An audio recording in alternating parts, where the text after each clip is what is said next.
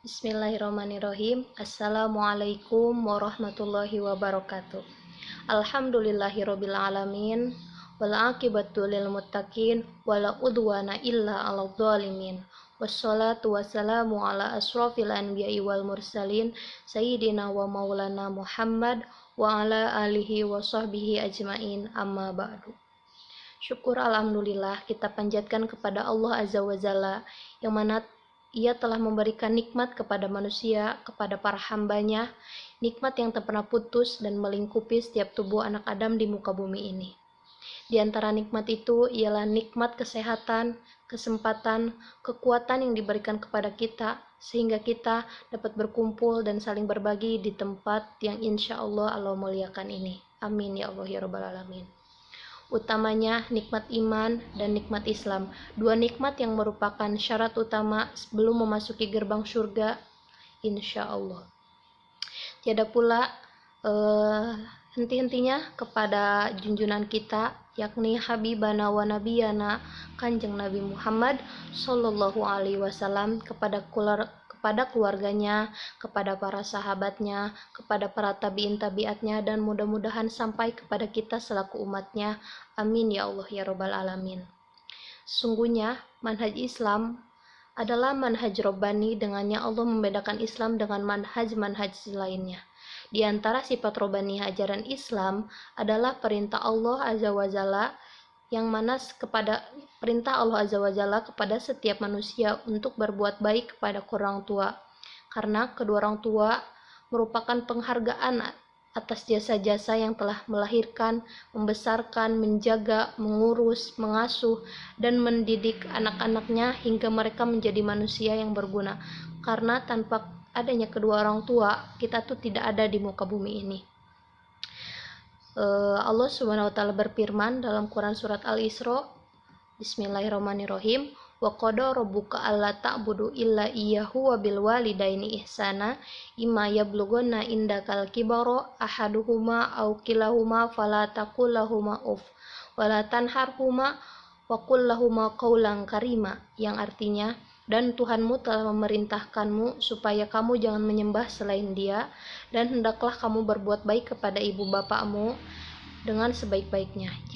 Jika salah seorang di antara keduanya berusia lanjut dalam pemeliharaanmu, maka sekali-kali janganlah kamu mengatakan kepada keduanya perkataan dan janganlah kamu membentak mereka, dan ucapkanlah kepada mereka perkataan yang mulia.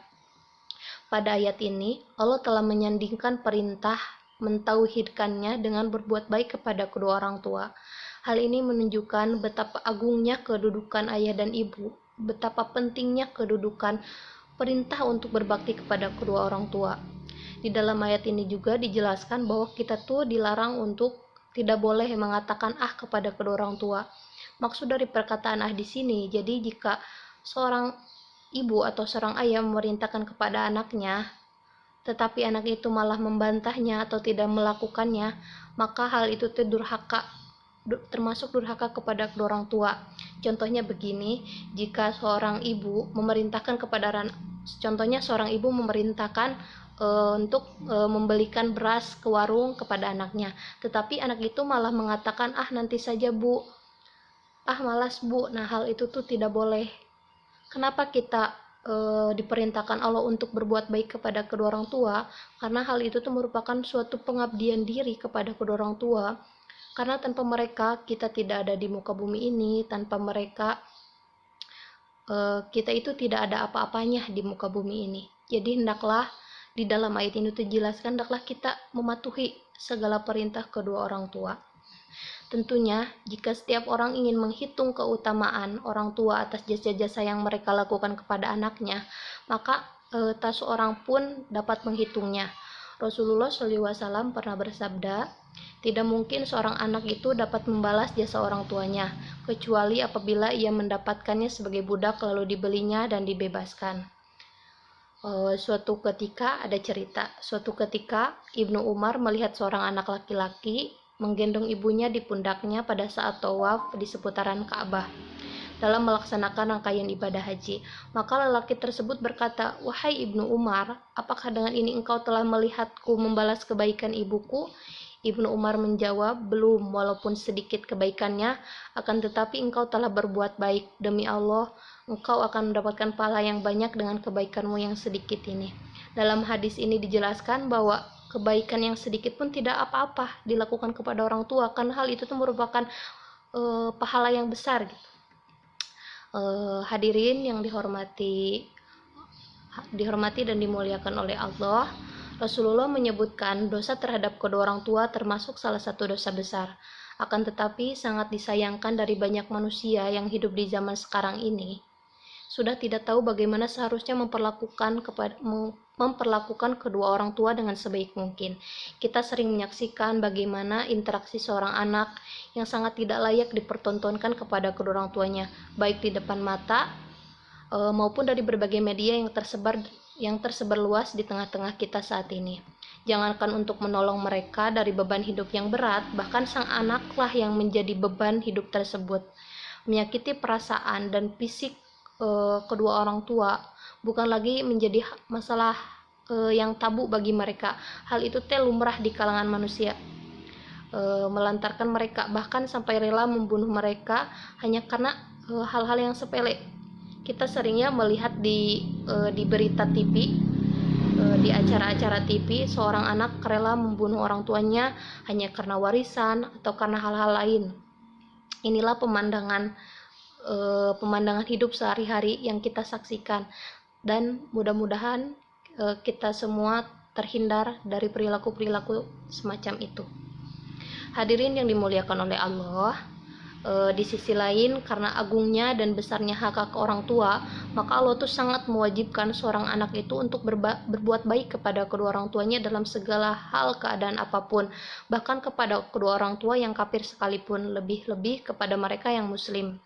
Allah Subhanahu wa taala berfirman dalam Luqman, wa in jahadaka ala an tusyrika bi ma laisa laka bihi ilmun fala tu'tihuma wa sahibhuma fid dunya ma'rufa wattabis sabila man anaba ilayya tsumma ilayya marji'ukum fa unabbi'ukum bima kuntum ta'malun. Yang artinya, dan jika keduanya memaksamu untuk mempersekutukanmu dengan aku suatu yang tidak ada pengetahuanmu tentang itu, maka janganlah kamu mengikuti keduanya, dan pergaulilah keduanya itu dengan baik, dan ikutilah jalan orang yang kembali kepadaku, kemudian hanya kepadakulah kamu kembali, maka aku beritakan kepadamu apa yang telah kamu kerjakan. Allah memberikan syarat dalam ayat ini tuh, Allah memberikan syarat kepada seorang anak, itu syarat yang membatasi kepatuhan kepada kedua orang tua, yaitu tidak boleh patuh kepada keinginan kedua orang tua yang keinginannya itu melanggar hak-hak Allah. Jadi jika kedua orang tua berusaha untuk memaksa dan mendesak untuk mengikuti agama mereka yang sesat, dalam arti lain menyekutukan Allah atau keluar dari Islam, kafir, maka kita tuh tidak boleh mematuhi keduanya, karena menyembah selain Allah itu kan kufur. Atau jika kedua orang tua itu memerintahkan kita untuk berbuat maksiat, maka janganlah untuk mematuhi perintah kedua orang tua itu untuk berbuat syirik atau berbuat maksiat, karena sesungguhnya tidak ada kepatuhan makhluk untuk bermaksiat dan durhaka kepada Allah. Ketidakpatuhan itu kepada keinginan orang tua, ketidakpatuhan kepada keinginan orang tua yang memaksa kita untuk berbuat maksiat atau berbuat syirik, hal itu tuh tidak menghalangi seorang anak untuk tetap mempergauli keduanya dengan sebaik mungkin. Jadi walaupun kedua orang tua memerintahkan kita untuk maksiat atau memerintahkan kita untuk berbuat syirik, maka hal itu tuh tidak menghalangi seorang anak itu untuk tetap mempergaulinya dengan baik, menolong mereka apabila mereka kesusahan, menjaganya ketika sedang sakit. Jadi seorang anak itu tetap mempergaulinya dengan sebaik mungkin, walaupun emang kedua orang tua itu memerintahkan untuk kufur gitu.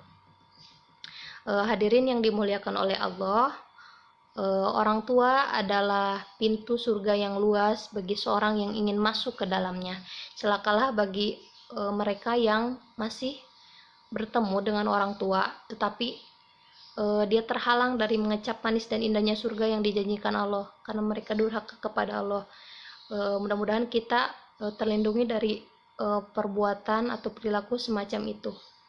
Rasulullah SAW pernah bersabda, sungguh sangat rugi, kemudian sungguh sangat rugi, orang yang mendapati salah satu kedua orang tuanya pada usia lanjut, namun dia tidak masuk surga.